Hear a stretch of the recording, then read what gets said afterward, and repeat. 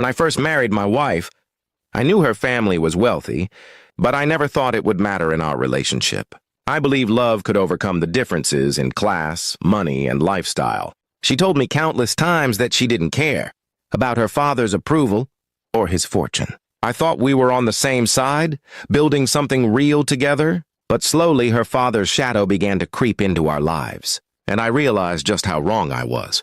Her dad was the CEO of a massive company, the very place where I had started working after our wedding.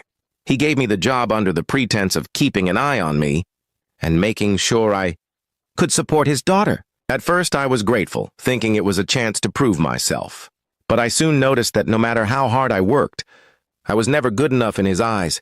Every achievement was dismissed, every effort criticized, while he constantly pampered his daughter with gifts and praise. The breaking point came one afternoon when he called both of us into his office.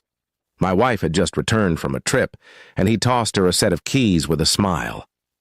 "This is for you, sweetheart," he said. It was a brand new BMW, custom ordered in her favorite color. She squealed with joy, hugging him like she was still a little girl. Then he turned to me with an icy look and slid an envelope across the desk. Inside the envelope was $2 and a termination letter. "That's what your work here has been worth," he said flatly.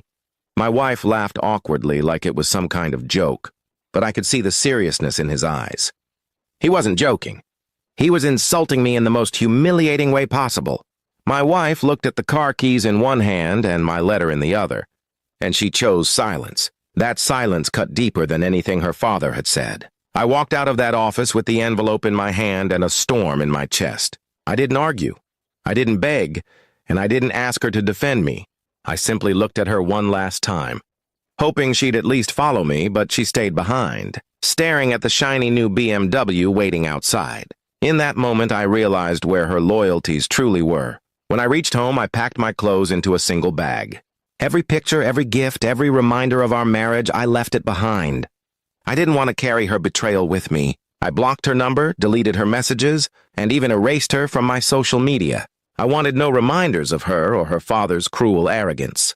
Days turned into weeks, and though part of me expected her to show up at my door, she never did. She was busy enjoying her new luxury car, the life her father had always promised her. I was nothing more than a chapter she could easily close. The truth was painful, but it was also freeing. I started over with nothing but the clothes I had packed and the determination to build a life on my own terms. I worked small jobs, saved every penny, and kept pushing forward. It wasn't easy, but every day I felt stronger, lighter, and more alive without the weight of their judgment.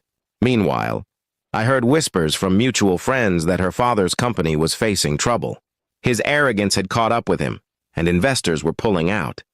My wife, once flaunting her BMW, was now struggling to keep up appearances.